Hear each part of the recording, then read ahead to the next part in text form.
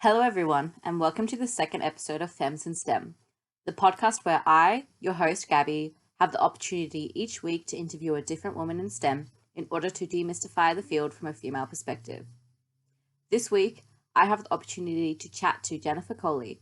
She is a PhD candidate at the Australian National University, and she is also a secondary school teacher. We're going to discuss a little bit about her postgraduate studies and also what STEM skills entail. Jen, thank you so much for coming on the podcast. My pleasure. So just to start off with your early kind of career in STEM, how did you first kind of, get inspired or become involved with STEM? Was that in high school, or was that, when you had to make the decisions in college, year 11, year 12, what to study? Mm-hmm. I probably got most excited about it when I started high school. In primary school, I enjoyed maths, but we never really did much science at all. So actually being in labs and doing science was really exciting. And I had a really good teacher for maths and science in that year, which I think grounded a really good interest and achievement in it, which then kind of propelled me through. So I kept enjoying it through junior high school. And then deciding what to study in year 11 and 12 was really hard because I still have and did then many diverse interests and was good at many things. So trying to decide which path I was going to take, because it kind of felt like then was when I was going to make that decision. It would be too hard to turn back later. Or I thought I could at least turn back into English, humanities things more easily than I could turn into science. So I stayed in science and so kept doing science and math subjects there, and then went into med science at ANU, but transferred to just science after a year, I think it was, because med science is really prescriptive. You had to do this course, this course, this course, this course. Now this course, this course, this course. And then by second year, I could only do 1 unit of chemistry. And then they were all bio. And bio was okay, but the chemistry department was so much more supportive and helpful that I'm nah, let's go away from bio. So I still did some bio and maths and physics and stuff, but I did a double major in chem. So that's where I spent most of my time. And would you say maybe if it wasn't for that really excellent teacher that you had in high school, would perhaps your interest have gone somewhere else or not been focused in science? Yeah, I think possibly. I think that teacher and my year 11 and 12 chem teacher in particular, she was also really good. She'd worked in labs before and so really understood the scientific approach to things. So I think, those two teachers certainly made it much more likely that I'd continue kind of in that direction because I felt really well prepared and they were very engaging. So I think without them, I probably would have, done okay in maths and science, but may not have been quite so determined to succeed. Yeah, I think I've had similar personal experience. I wasn't really interested in STEM at all my first 3 years of high school. And then I happened to have one really amazing teacher. And that's kind of when I made a decision when I was applying for my year 11, 12 subjects. I was actually, I really like this. And then had an excellent department in those 2 years that supported me, which was really great. So it's cool to see that other people have had similar experiences too. Yeah, it's really great I think teachers can be very... Yeah, I think that's really cool, though it's also terrifying when you are a teacher and you think of the impact you're potentially having. Yes, I'm sure. So it's a lot of pressure on you. Yeah, so you did your undergraduate. Was that just a Bachelor's of Science? So I did a bit of a weird path of study. So I did a Bachelor of Science at ANU and then I decided I wanted to do teaching. And this is one of the worst reasons ever, but the government was already talking about making you do a master's instead of a grad dip. So it would take 2 years instead of 1 year to be a teacher. So I'm well, no, I'm going to do that now and I can go back and do honours later. And then they still didn't do it for another 5 years, but it is now the case. So that I kind of went into teaching earlier than I probably would have otherwise. So I did a grad dip in teaching for maths and science at secondary schools at UC. And at the same time, I did a grad cert in religious education at ACU because I'd been through Catholic schools and so kind of expected I'd end up in Catholic schools. And they were starting to move towards you would have to have a qualification to work in a Catholic school type thing. So I did that. And then, of course, I got a job in an Anglican school, which didn't care, but that's fine. Yeah. And then, I started teaching there. And then whilst I was teaching, went back and did honours and PhD at the same time, which I do not recommend. Yeah. So what was that process like? Did you have a gap then? So you didn't have a gap where you were just teaching and you weren't studying? Yeah, I think it was 2 years where I was just teaching. Well, in the first year, I was still finishing the grad cert in RA actually. But anyway, I was mainly just teaching, and first year out as a teacher is very, very full on. So it's very hard to do anything else at the same time, especially in science. I was quite lucky in that I thought it was bad at the time because I wanted to teach more science than maths. But the prep for maths is heaps easier than for science, in my opinion, because if you know what you're doing, then it's pretty easy. Science, you've got to, prepare for experiments. You've got to book them. You've got to make sure they're going to work. You've just got a lot more moving parts kind of thing going on. So I was probably lucky that I was more heavily in maths than science to begin with. And then it kind of shifted over time so that I ended up all in science.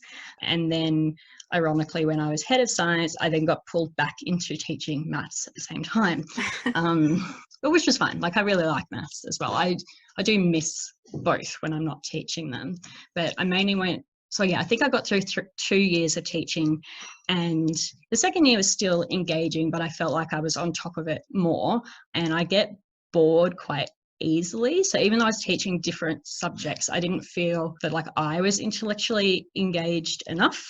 And so I decided to keep working full-time and do honours part-time. So I did it over 2 years. Yeah. So I went back to ANU to do that. Yeah. So for your honours, were you doing any coursework, or was it just your project or thesis? Yeah, there was a small amount of coursework. So I'd have really liked to have probably gone back and done honours in chemistry, but trying to do lab work while teaching, kind of impossible. So I did it in science communication instead, because I could kind of make that quite education-y, even though formal education is not a big focus of CPAS. You are allowed to do some. So, and I already knew that I wanted to do my PhD eventually as well. And I'm a bit of an ANU snob probably. So I only went to UC when I had to, which is a wonderful university for applied things and stuff. But I think where you get your PhD from is really important. And so I went back to ANU and did it through CPAS. So I did one course which was delivered online, so I could do that easily while teaching at the same time, and then the rest of it was just thesis. And can you tell me like more about your honours thesis? Like, what was it focused in? Yep. So it focused on the nature of science in K-12 curricula. So the nature of science kind of encompasses educating students about how science actually works. So what the scientific process is, and that it's not just like, do this, do this, do this, yay, it worked, and we'll move on like you do at school. The nature of peer review and why you should put faith in what scientists say, the nature of knowledge within science, and the fact that something's a theory doesn't mean that it's not well-founded. Theory is quite a different word within science, those types of things. So that is meant to be in all science curricula. So I looked at the K-12 new Australian science curricula, and for other countries as well, also K-12. So I did Finland and Singapore because at the time they were deemed to be two of the best performing educationally kind of countries. And then I did the US and the UK as well because they're very similar to Australia in terms of political systems and culture type stuff. So yeah, I examined those 5 curricula. So before I did that, I kind of examined all the literature for nature of science, which is quite divided now, and kind of came up with 6 main areas that kind of should be covered within a school context. And then I kind of looked to see the extent to which those aspects were covered across all these different curricula to propose how they could be, improved, or if there was like a particular country that you should look at to then improve our curriculum potentially. Because I think it's particularly important for kids who only do science until the end of year 10 when they're allowed to stop to really understand how science works. Because if you go on and do science, then you know how science works. But if you don't, then that's when you're at risk of people deciding not to vaccinate their children. Yes, I think that's very relevant. And that climate change isn't a thing. That you shouldn't wear a mask because you won't be able to Yes. breathe. Yes, very, very, very relevant. And I think like also, because like we were saying, like I think like secondary school really does like shape students and their interests.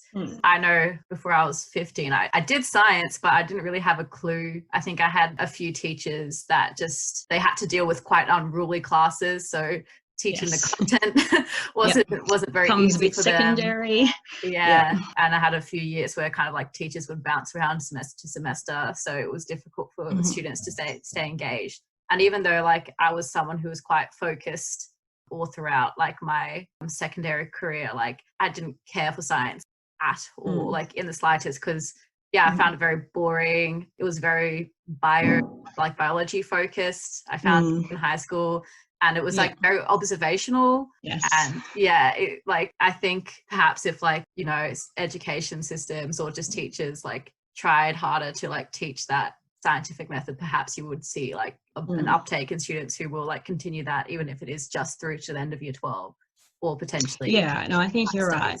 There are certain challenges, especially within science, I think, as a teacher, because, you know, different schools have different levels of unruly classes, but we all have them, year 9 and 10 being particularly problematic normally.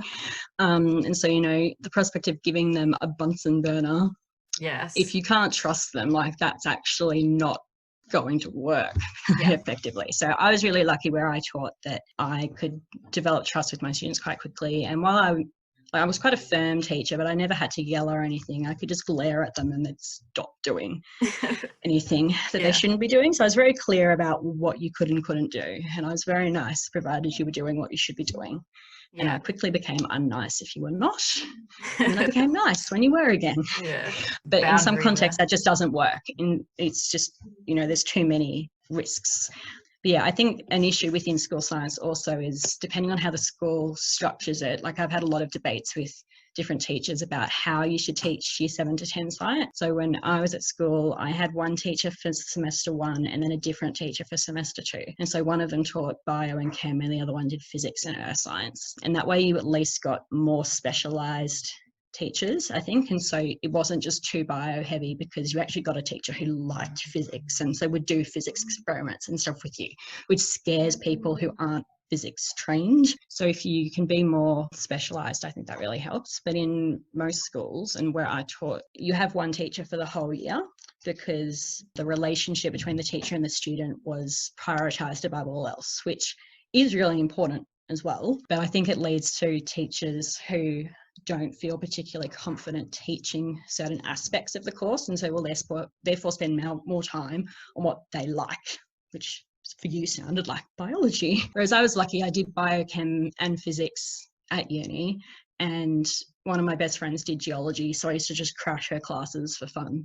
So I had quite a good grounding in everything. I like learning new things anyway, so if I don't know how to do something, I'll go and learn how to do it, but not everyone's like that. Okay, so then you completed your honours part-time while still teaching.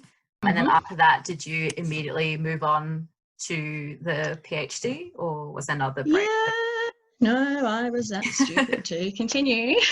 So I finished honours. I got first class honours, won the university medal, which was very exciting. It was the first time anyone in CPAS had won it. So congratulations. Exciting time, thank you.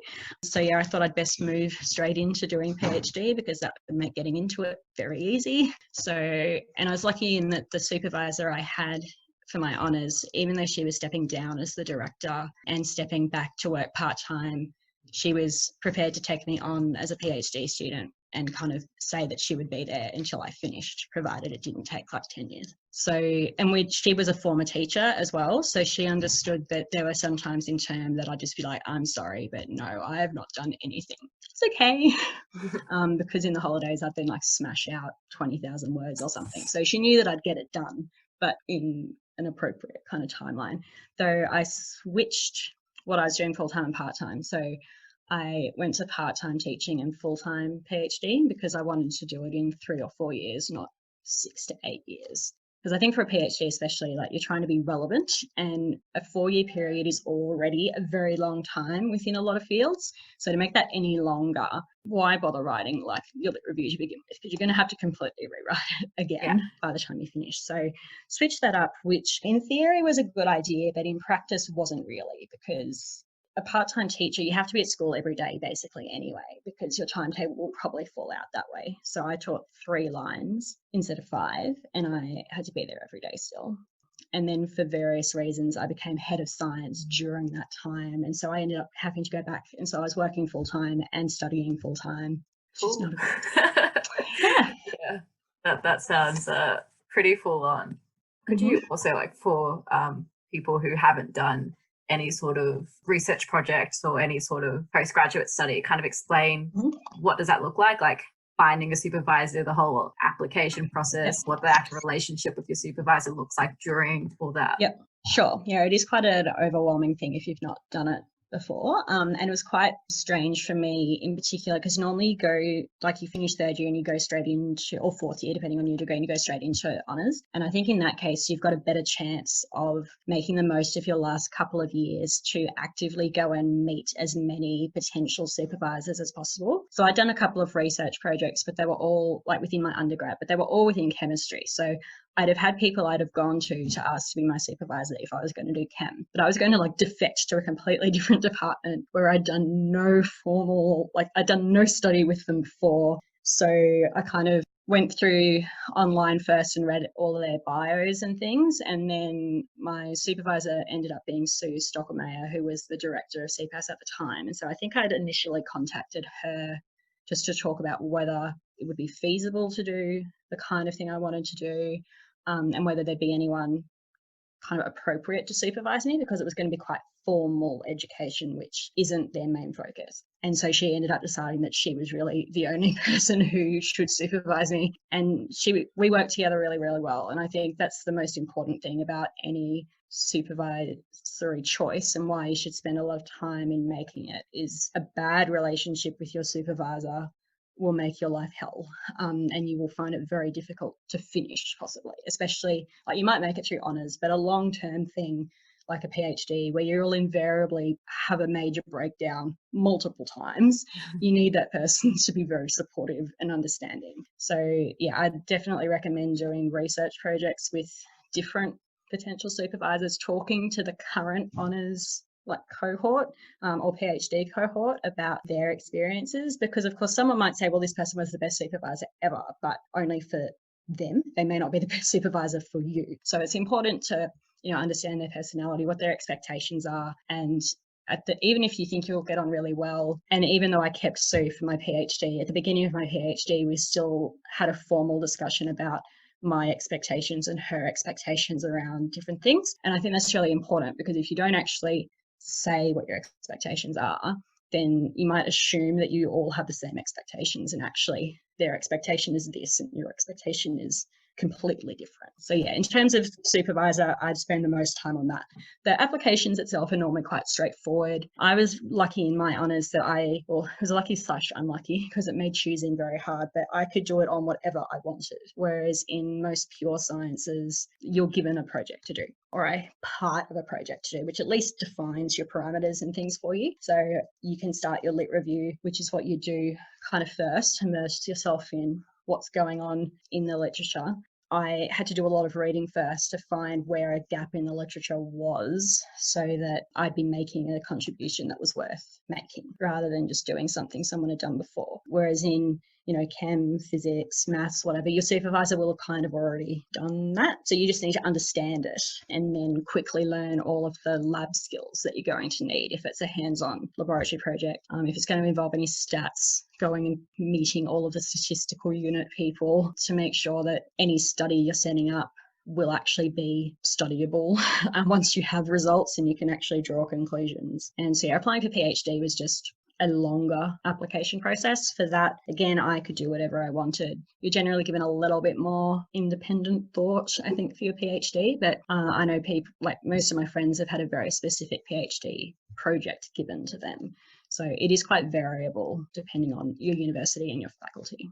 And how long would you say, like, it took you before you kind of landed on, like, what was going to be the focus of your honours or your PhD? Honours probably didn't take me too long. It was probably about a month of reading. I'd kind of already decided I wanted to do something nature of science so that made it a bit shorter. It was really just then getting my head around what the debate was in the literature about it, and where any gap kind of would be. So it was probably a couple of weeks to a month. For my PhD, I knew that I wanted to do something in STEM because it was and remains such a focus of politicians, universities, industry, etc. And I wanted it to be relevant and useful because a lot of PhDs are very focused on something but not necessarily widely useful. And so if I was going to spend years of my life doing it, I wanted it to be at least vaguely worthwhile for someone beyond myself. But it was very hard to decide within STEM exactly what to do, even though I'd narrowed it to like STEM education. Yeah, that took a long time because even just trying to come up with a definition of STEM proved challenging, shall we say, beyond that it stands for science, technology, engineering, and maths. And so what did you end up landing on as kind of like the main focus of your PhD? So I ended up focusing on STEM skills, which it transpires is even harder to define than STEM. But I, kept reading all these things from the Office of the Chief Scientist or the Australian Industry Group and various, and then, conventional literature that was talking about STEM skills, but never really articulated what they were. And if you're trying to develop something, you need to know what it is. And some of what I was reading indicated that STEM, or what people call STEM skills, are important not just in STEM, but kind of in every, well, not every, but a very wide variety of occupations, and that having STEM skills makes you quite transferable. So many of them are transferable skills, and so you can move in and out of STEM quite easily. So once I focused on STEM skills, I still wanted to have an education focus, but I didn't want it to be as broad as I'd done for honours. So I narrowed it to years 7 to 10, because again, those were the final compulsory years, and Australia's year 11 and 12 system is still too diverse to make clear, meaningful comparisons, particularly because the curriculum wasn't enforced for year 11 and 12 when I was working on the curriculum aspect, whereas year 7 to 10 had been agreed upon by everybody. By the time I was surveying people about it, they'd all implemented it for at least a year. So restricted to 7 to 10, and how, what are STEM skills, and then how would you develop them and assess them? Because you don't know whether you've developed them unless you can assess them in some way. Can you tell us in a very brief, hopefully, like what is a STEM skill? Yes, well, again, it depends who you talk to. So just like STEM for some people means any of the 4 disciplines, and for other people it means all 4 of them integrated and everything in between.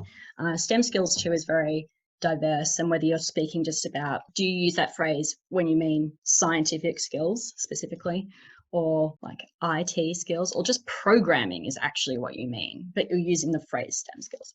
Yeah. So the conventional literature was very difficult because they didn't really articulate anything beyond critical thinking, collaboration, problem solving. Those are the key things that came out of the conventional literature. I'm like, well, they aren't STEM skills, they're just skills. So I focused on 4 reports, some directly from Australia, some international, which actually did articulate more thoroughly what these skills might be. And I kind of categorized them into 5 categories, some of which were very STEM specific, most of which. So the first one I did, which interestingly doesn't come up in the literature very often, and didn't come up via teachers very often, but did come up very strongly in the conventional literature in terms of why everyone should study STEM at school, is the concept of STEM literacy. So just like scientific literacy has been thought to be very important for a long time, mathematical literacy, technological literacy, engineering literacy are all things. So I had a literacy component that had the 4 individual literacies as well as STEM literacy, because it's more than the sum of the parts once you actually put them together. And the next one were disciplinary skills that are specific to STEM. So things like scientific skills that encompass like experimental skills, mathematical skills like numeracy, calculus, statistics, blah, blah, programming, design thinking, kind of stuff like that, that is quite specific to STEM fields. Then higher order thinking skills, so different types of reasoning, critical thinking, problem solving, etc.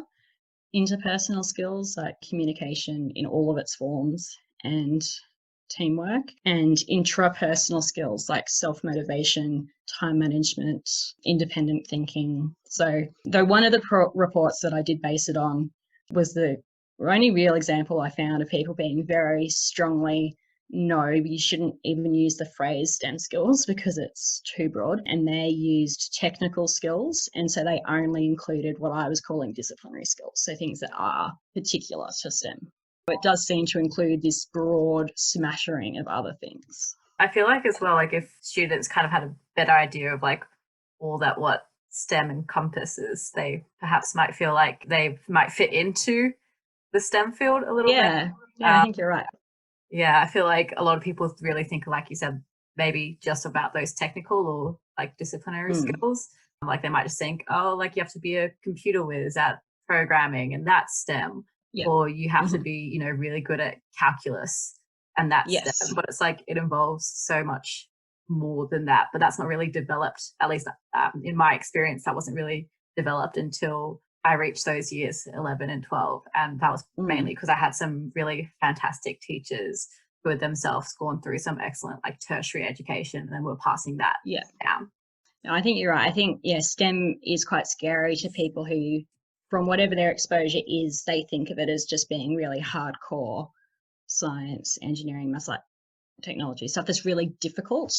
Whereas actually most of the time it's not, and you'll never be doing all of those difficult things at once. So you're probably good at least one of those difficult things. And then the rest of the skills you need are just skills you need for anything. So you probably have them. So just moving on towards like the end of your PhD, this whole process before, you know, formally graduating and everything. What does that look like? Like submitting your thesis, everything? Yeah, that was very scary to do, actually. So it's a day that you kind of focus on for a very long time. And then when you go to do it, it's like, oh, okay, how do I actually do this? Because you've got to lead, within ANU at least, you have all these milestones as you go through as well. So you've got to do all these things along the way. So you've got to give 3 presentations across the course of your degree. Every year you have to do an annual report that includes what you aim to achieve in the next year and what you did achieve in the following year, things like that. And so one of the milestones is just you submit it, but it has all these different steps through it where you need to, you know, read up about copyright and everything and go back and make sure that any source that needed copyright permission, you've gained it or you've removed it if that was easier. And, you know, you've clearly acknowledged everything, which you have to do as you go in a PhD. I think even in honours, you have to do as you go. So that was all quite easy, really. But yeah, there were just all these things that you had to check off. And then the structure of the thesis itself, I guess, is quite discipline specific. And so your supervisor will have already told you how they want you to structure your thesis. And I did mine as a conventional thesis rather than a like journal paper thesis, which by publication is the word, which is another option. But I just did the conventional one. And the first few pages just need to be in a very specific order, which they only tell you as you're about to submit it. So you've already like saved it as a PDF and then you're like, oh, you want that before that. Okay. So then you've got to go and like change that and make sure that the wording on the front in particular is exactly how they want it, and then submit it. And then quite surprisingly, once it's accepted that you've submitted it, there was like fireworks over the screen with like congratulations for completing your PhD thesis, which made me laugh so much. I recorded it on my phone because it was just hysterical. Anyway, so that happens. And a bit before that, you'll be told whether any of your markers want a hard copy. So actually, I should have probably spoken about that first. So a few months before you submit, you have to say that you intend to submit by a particular day. So you have a final due date, which like it must be submitted by, but you can submit it by whenever within like the last year or so.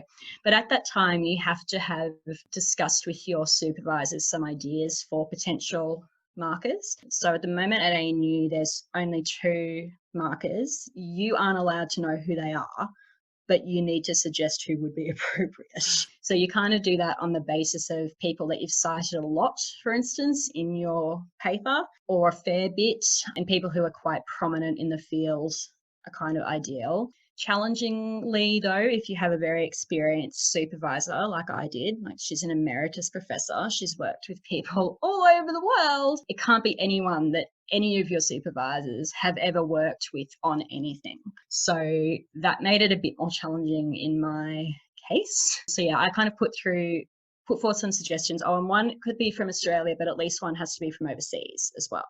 So that's an additional level of challenge, which you've got to bear in mind. Well, I had to bear in mind in that I was doing a very Australian focused thesis. So I had to make sure that I'd included enough detail so that someone from overseas would understand our system, our curriculum, know what I was talking about and wouldn't just get confused because they don't live here. But even if you do live here, if you're not a teacher, you probably don't understand it anyway. So you've got to make it clear. So yeah, a few months before you do that, and then your supervisors are kind of tasked with actually locking two people in and telling the like ANU higher degrees by research office that it will be those people. And then they tell you whether they want electronic copies or hard copies. So I was told in like February that one wanted a hard copy and one was happy with electronic. If it's electronic, you just submit it online and you're done. So hard copy, you're meant to print it with all these specific regulations about whether it's single-sided or double-sided and margins and blah, blah, blah, and then go and have it bound. Nowadays, it's in the cheaper, just like a spiral kind of binding. You don't need to get it like cloth covered and everything like you used to. But by the time I got to doing that, COVID was well and truly in. And so about a month before I submitted, I'm like, okay, no one is at ANU. So how am I meant to deliver this to ANU? So I emailed the office and I'm like, okay, so one of them is meant to be hard copy. I'm assuming none of you are at work, or is like one of you at work that I can give it to? And they're like, we'll see if they're happy for it to be an electronic submission. No, they still wanted a hard copy. So they very kindly dealt with that for me so that we wouldn't have to interact. And then you're told you won't hear anything for up to 5 months. So you just wait. So I submitted it in May and I actually heard back quite quickly because by July I'd already heard back from them. And there are 4 possible outcomes. First one is you've passed, you don't have to do anything. As far as I can gather, this is very, very rare. Number 2, you've passed, but you need to make a couple of corrections, which is generally the case. So I had 6 generally very minor things they wanted me to fix. Like they wanted me to formally break. I had 3 research questions, so they wanted 2 of them to be formally broken down into subparts. That was one of the things I had to fix. So like it wasn't anything dramatic in my case, thankfully. So I've already done them all quite quickly. The next 2 options are you've failed, but you can you can go away and work for a long time and then resubmit, or you failed and you're not even allowed to resubmit because like it was that bad. The bottom 2 shouldn't happen really because provided you and your supervisor work together, you kind of should seek their permission to submit. And they won't let you submit if it's going to fail because they'll know whether it will fail or not. So you'll almost always pass, I think, but generally we'll have to make some kind of corrections. So I haven't resubmitted it again yet. I think the next milestone for that is you submit and you say how you've addressed the corrections they wanted you to make, and then it's formally passed. I was told on my letter in red writing that I cannot use my title until the degree is conferred, hopefully in December, fingers crossed, that graduation can actually go ahead so that I can start using doctor in front of my name. But it was really nice in that I got like a report from each examiner and they were like 6 pages long so that you could actually get decent feedback from it where they kind of tell you what you've done. So it's good if you agree that yes, that is what I did, and like things that were done well, and then they make recommendations in it. But you get heaps more feedback. I don't think for honours I got any feedback apart from like, yes, you've got first class honours. I'm like, okay, great, but feedback, like as a teacher, I find feedback very important. So I liked that I got decent feedback this time because when you've written like 300 pages, 90,000 words or so, like just being told you've passed, I think would be a bit anticlimactic. Makes it worth your while to get, if they are going to give you any corrections or anything, they're going to justify everything thoroughly. Yeah. Exactly. And so I kind of skipped to the bottom because I'm like, the bottom should be nice, like they'll close off nicely. And then I was brave enough to read from the beginning. Yeah. And they were actually very nice. Clever. Yeah. Bottom to top. Yeah. Excellent. So that's like your career thus far, like in a very Yes. brief, in a very Yes. brief Brief manner. That's manner. Yep. that is you've done a lot, and I'm sure you'll go on to do a lot more. Thank And just you. to finish off, I've just got a few questions focusing on our female perspective. Based on your field of study, I would assume that you probably had a lot more diversity in your courses in terms of that female to male ratio. Am I correct in that assumption? Yeah, it was quite good. So at school, year 11 and 12, the top 4 ATARs at least were me and 3 of my female friends in a co-ed school. I think the boys were, there might have been 1 or 2 in the top 10 even. So we had a very female dominated year. And so all my STEM subjects were actually mainly female at school, which is quite unusual, except within biology typically. But chemistry, we had like 4 guys out of 30 something, which was very odd. And even in our higher level maths class, it was predominantly female. So yeah, it was quite odd in that respect.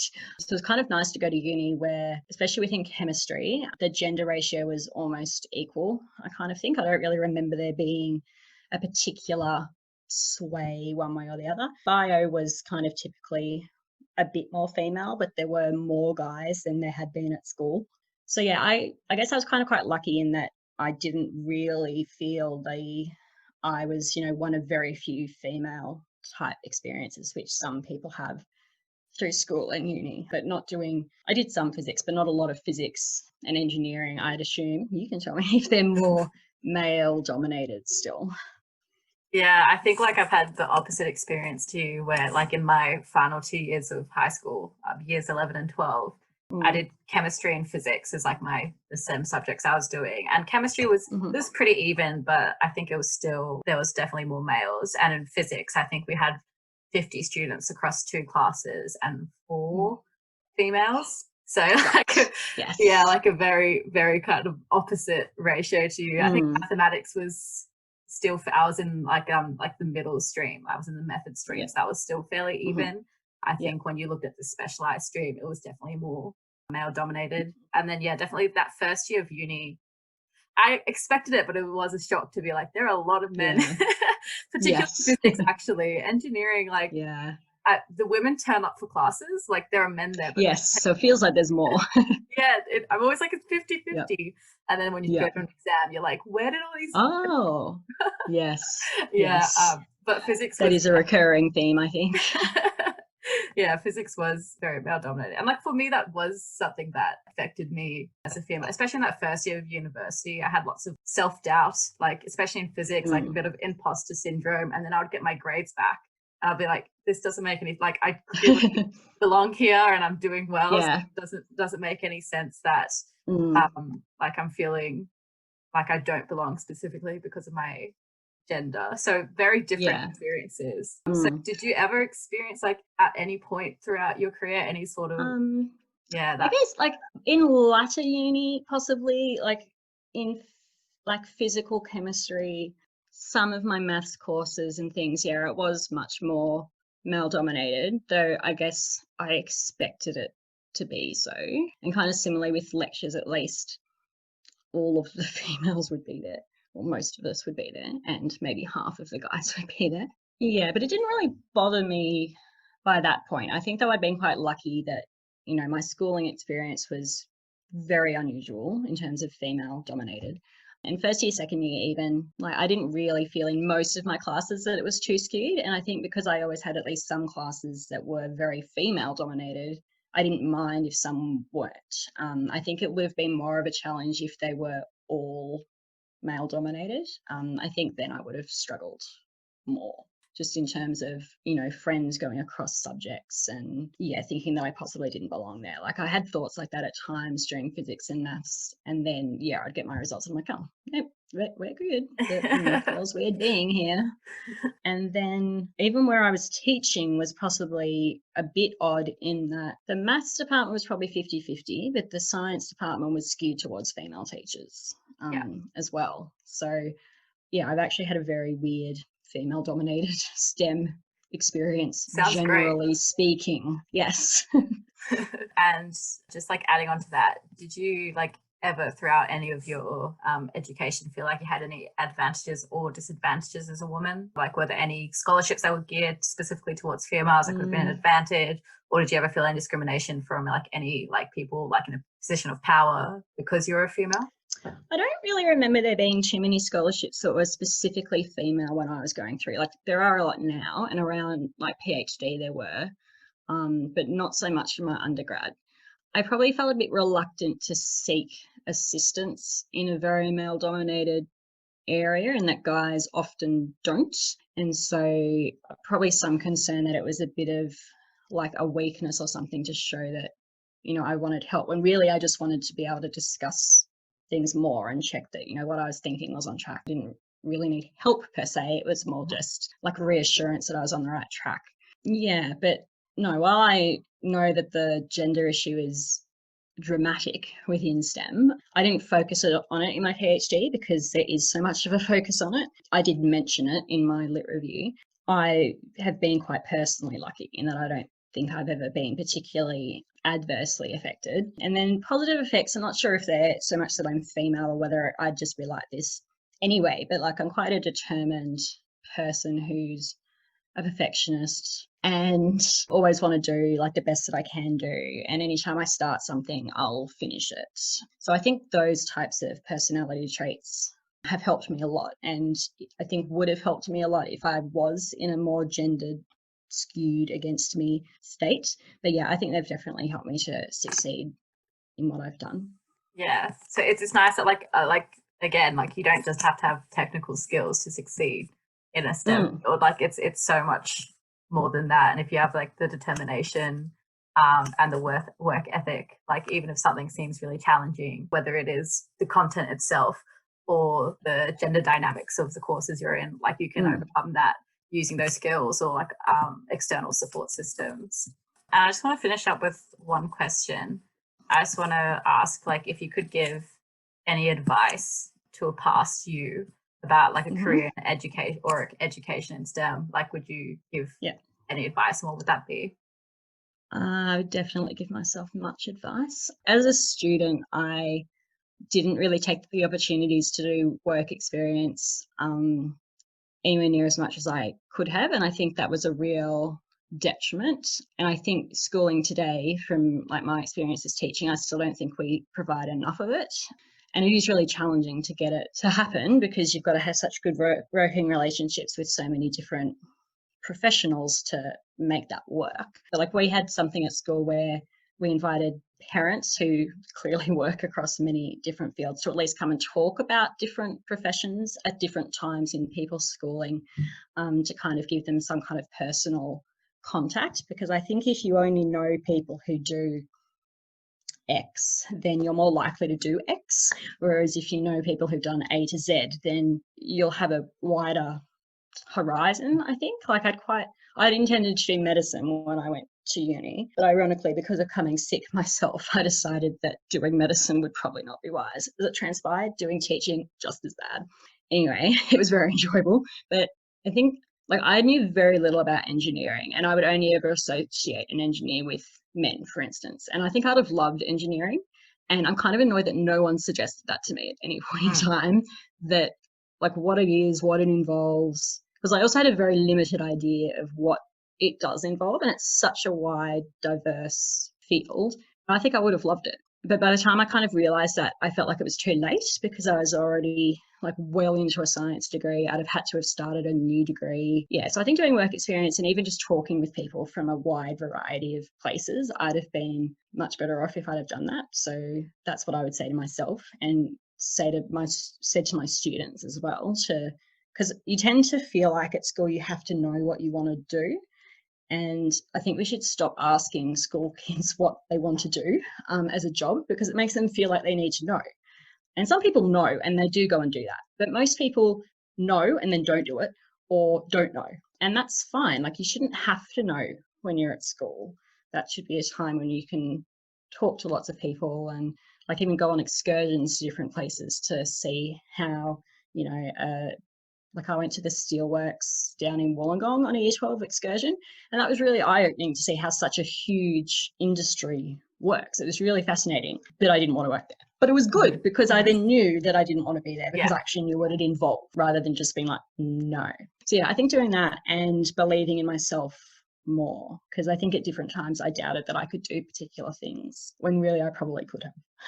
Yeah. So like didn't necessarily take the risk of doing subjects I thought would be really, really difficult outside of chemistry. I did within chemistry. Yeah, and that I probably would have enjoyed and gotten a lot out of anyway, and being prepared to not be wonderful at some things. I put a lot of pressure on myself to get HDs and everything, and so if I felt like that would be at risk, I probably wouldn't do it. So I think being prepared to fail is very important because most of life involves failing various times, Yeah. and that's fine. Yeah. Yeah. I think that's some excellent advice. Like, and like you said, like not just for your past self, but for students who are having to make that decision, especially now in such turbulent times. Like the future is quite Yeah. uncertain. I think it's nice to know Yes. that you don't have to know. Like the majority of peers that I have in undergraduate, you ask someone to do what they want to do as a job, they still don't know, and that's not a bad thing. Like they have a rough idea, but yeah, getting that work experience done will hopefully be very helpful for those people. And yeah, accessing that like wide range of what is out there. I think that's some excellent advice, and I hope that if we have anyone in school that's listening, I hope they take that on board. We're going to wrap up then. Thank you so much again, Jen, for coming on to the podcast. My pleasure, Gabi. And that's it for the second episode of Femmes in STEM. If you've been enjoying the podcast, feel free to give us a follow on our social medias at Femmes in STEM on Twitter and Instagram. Keep tuning in next week for another episode where I get to interview yet another amazing woman in STEM. Thanks so much for listening.